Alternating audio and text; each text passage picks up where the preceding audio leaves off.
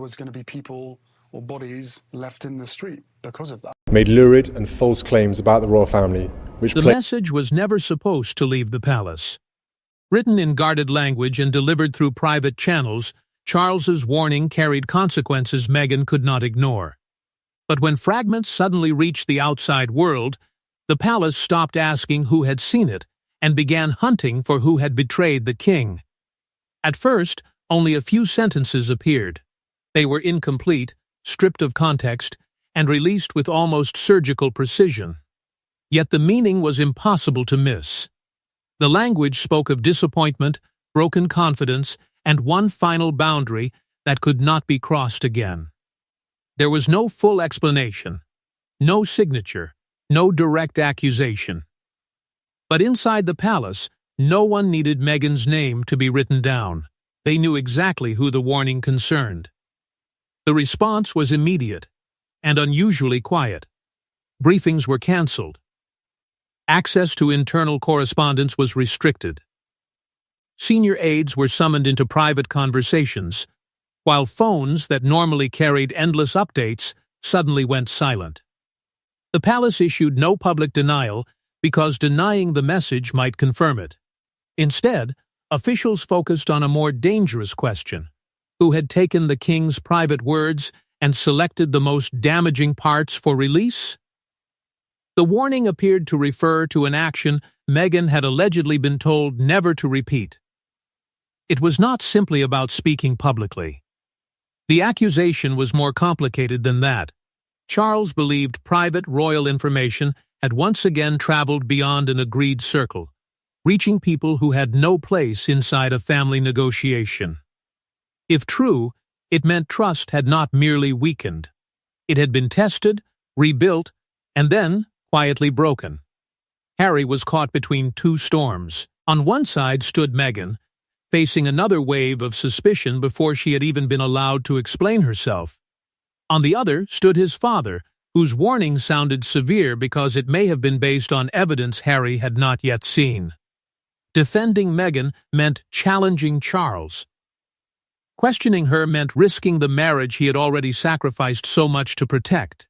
For Meghan, the timing felt deliberate.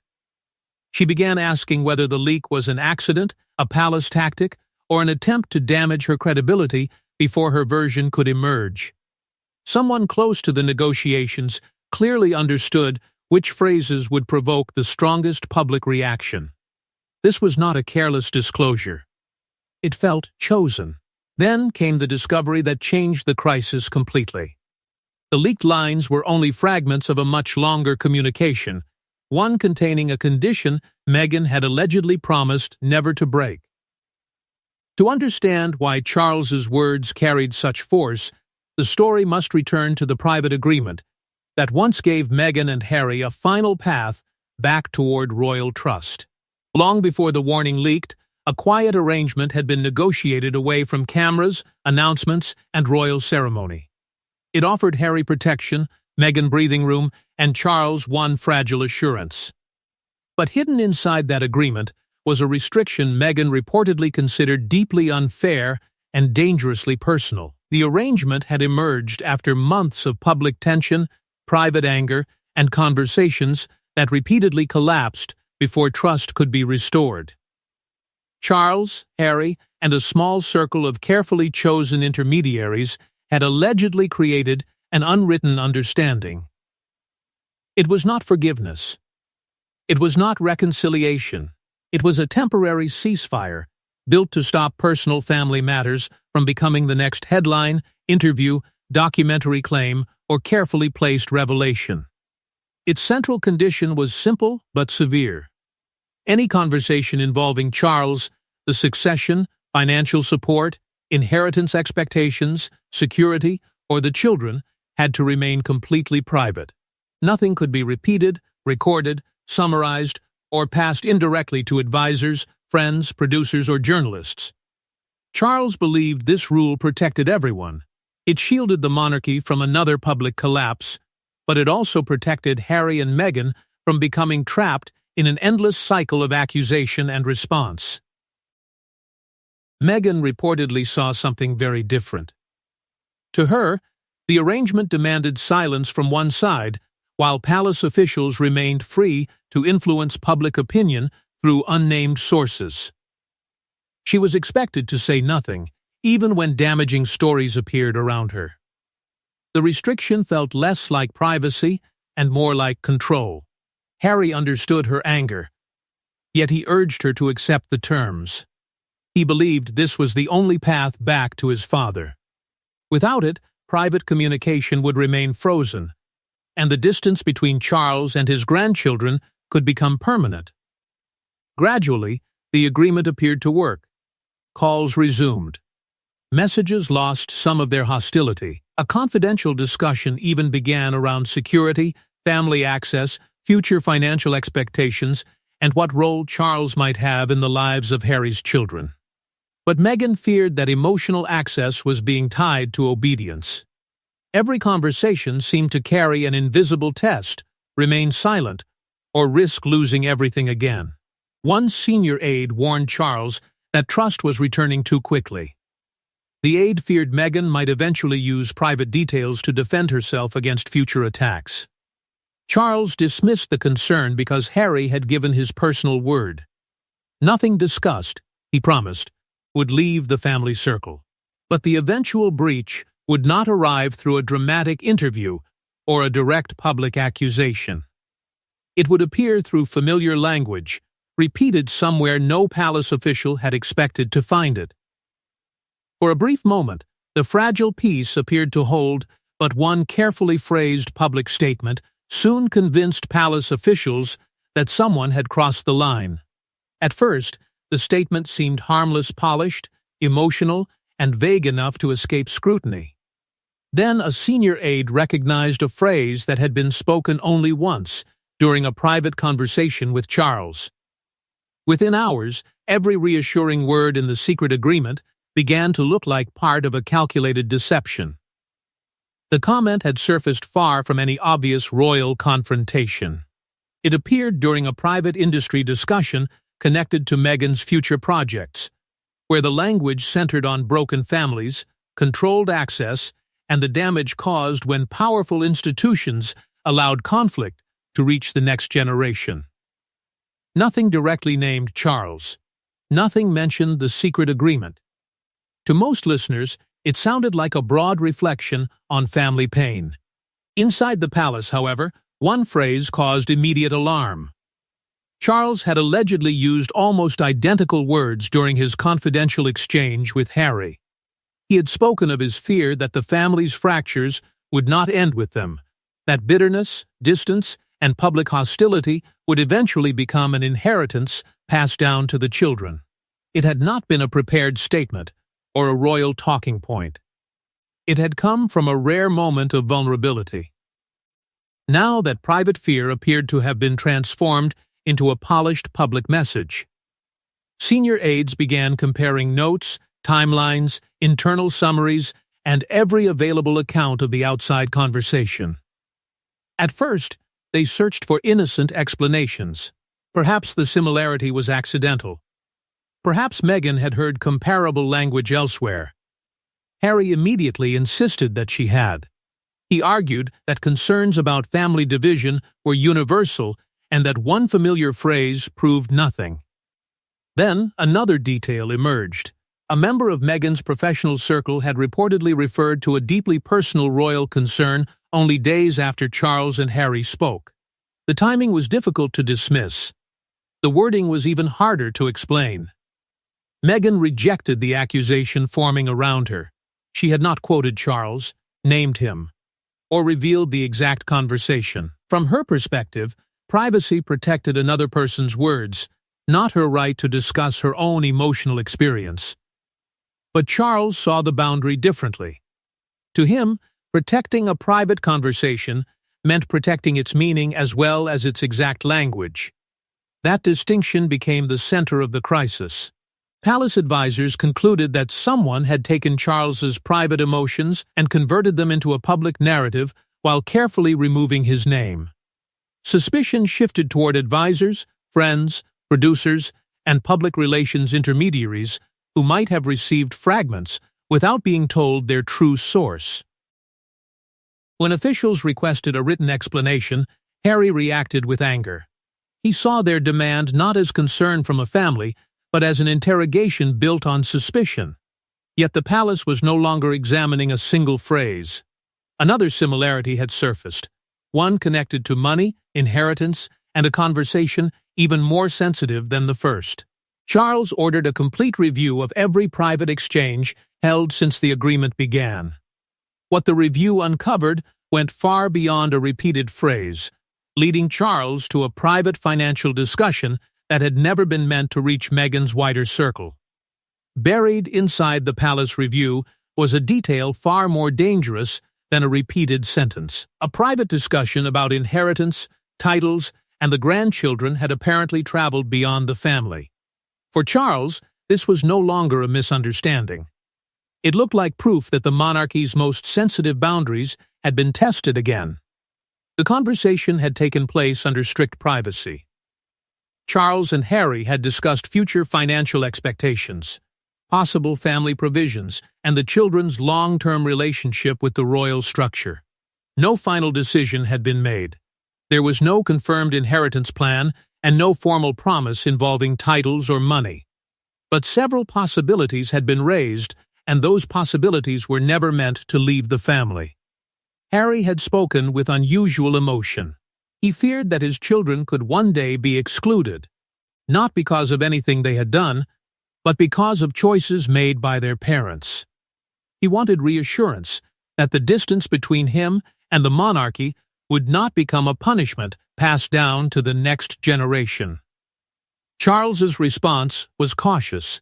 He insisted that his affection for his grandchildren remained real, but he could not ignore the damage caused by continuing public attacks on the institution. Love, responsibility, and royal duty had become tangled together. Nothing could be discussed without reopening older wounds. To Meghan, the uncertainty carried another meaning. She feared that access, money, and family connection were being held over Harry as tools of control, even after he had stepped away from royal life. Then, investigators found something alarming. Language resembling the confidential discussion had appeared among people professionally connected to Meghan. One outside figure reportedly knew about a condition Charles had mentioned only to Harry. The same person had privately accused the king of using legacy and access to force compliance. That phrase changed the mood completely. Harry's anger turned inward. He knew he had repeated parts of the conversation to Meghan. But had those details traveled further without his knowledge? He began asking who had been told, when they had heard it, and whether the original meaning had been exaggerated. Meghan rejected the palace's conclusions. Discussions about inheritance, royal exclusion, and family access were already common in public debate. Similar language did not prove that she had revealed a secret. Yet the accusation had already taken shape. The confrontation between Harry and Meghan was painful because neither could offer certainty. Meghan felt judged without seeing the evidence. Harry felt trapped by promises he could no longer guarantee had been protected. Charles refused direct contact while the investigation continued. Harry was left speaking through lawyers and senior aides as the king prepared one final warning: cold, private, and not open to negotiation. The message was delivered through a secure channel. Harry's household acknowledged receiving it.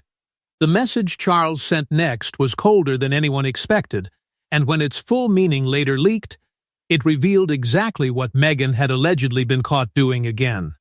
The leaked warning did not accuse Meghan of giving an interview or selling a royal secret.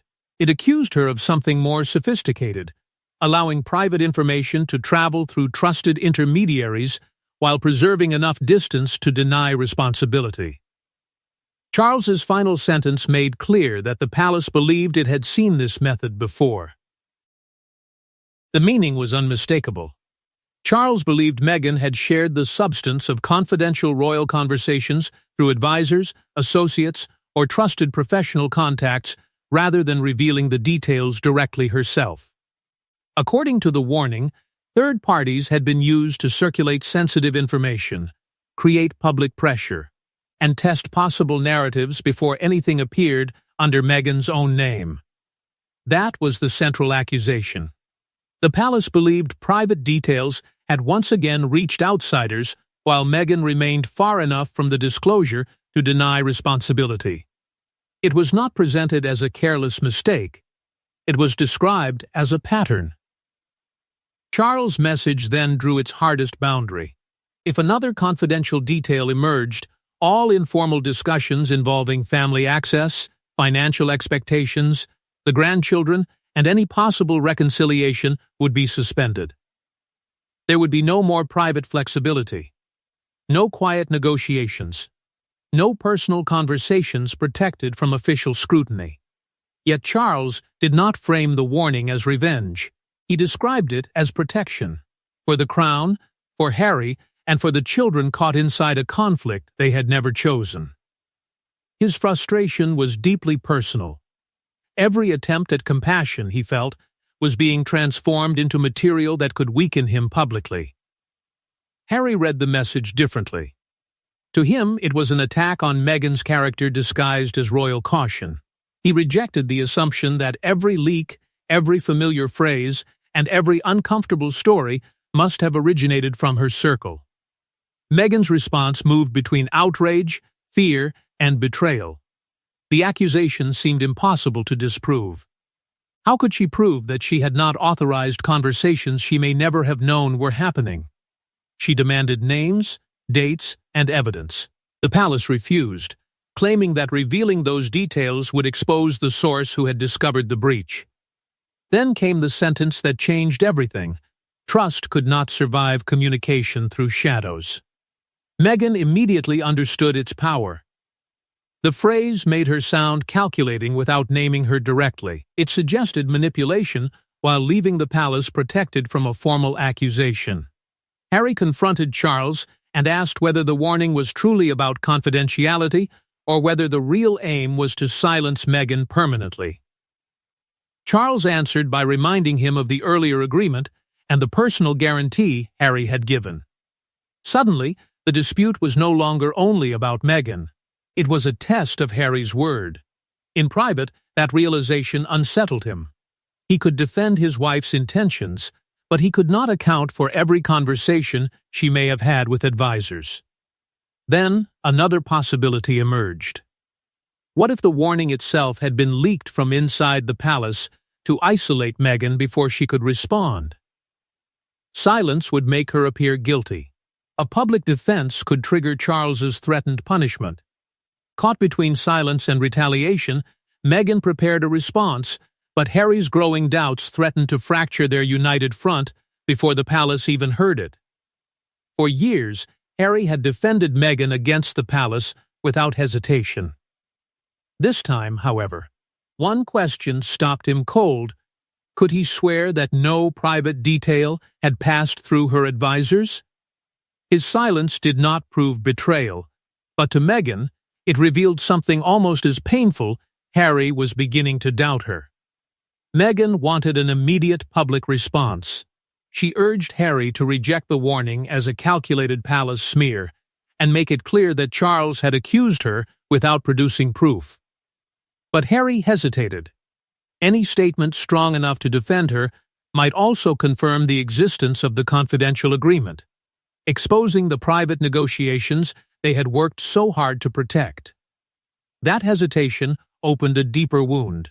Harry knew he had repeated sensitive conversations to Meghan, including parts of the discussion about inheritance, family access, and the children, yet he had never fully explained how strictly Charles believed those details should be contained. Meghan was furious.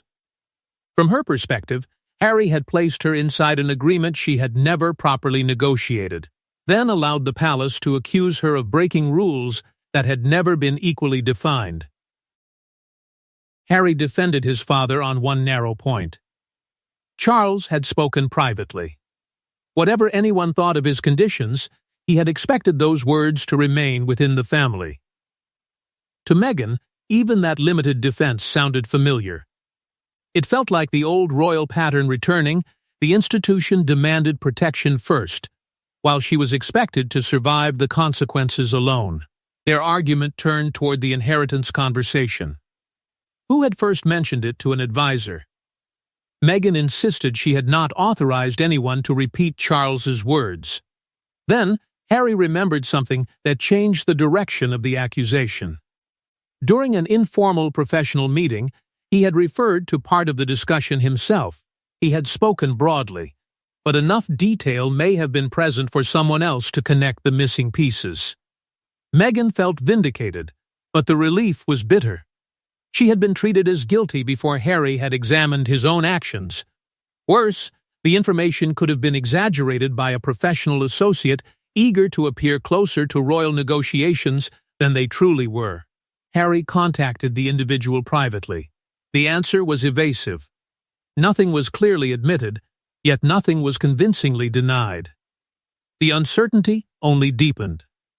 He then requested a direct conversation with Charles.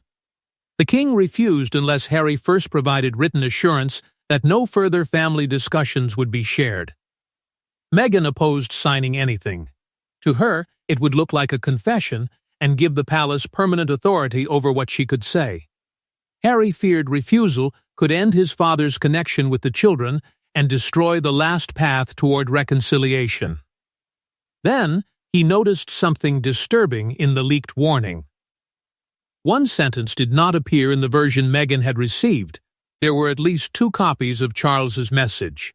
The existence of a second version changed everything. Because it suggested the leak was not merely exposing Meghan, it may have been carefully engineered from inside the palace. The version leaked to the press contained a sentence missing from the message delivered to Harry and Meghan. Someone had edited the warning before releasing it, sharpening Charles's language and making Meghan appear unmistakably guilty. The hunt for the original breach suddenly became a hunt for a palace operator with a private agenda. The authenticated message sent to Harry was firm, but controlled. It warned against private information, reaching outsiders, and demanded clearer boundaries. The leaked version went further.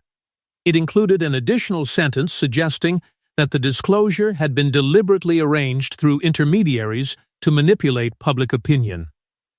Charles had never approved that wording.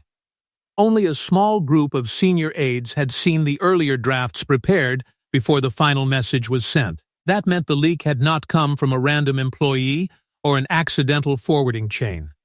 Someone close to the king had taken authentic language, combined it with a harsher draft, and released a version designed to cause maximum damage. Suspicion quickly centered on a senior advisor who had repeatedly argued against any reconciliation with Harry and Meghan. The advisor believed renewed contact threatened the monarchy. Charles's emotional attachment to his son, they feared, might eventually lead to concessions involving security, family access, financial support, or the children's royal status. The altered leak served 2 purposes. It made Meghan appear calculating, and it made it almost impossible for Charles to soften his position later without looking weak. Meghan seized on the difference immediately. To her, this proved that palace forces were not merely investigating her. They were constructing a public case against her. Harry demanded that Charles confirm the warning had been modified, but the request placed the king in an impossible position. Publicly admitting the alteration would expose division inside his own household. Remaining silent would allow the cruelest version to define his intentions. Charles was furious. His private authority had been used as a weapon by someone claiming to protect the crown. Worse, the same insider may have circulated the original evidence suggesting Meghan's advisors knew confidential details. But the discovery did not completely clear Meghan. The palace warning may have been manipulated, while private family information could still have escaped her wider circle. 2 betrayals appeared to be operating at once, one beyond Meghan's control, and another from inside Charles's own household. Harry was forced to confront a bitter truth. Both sides may have relied on selective leaks while insisting they were defending themselves.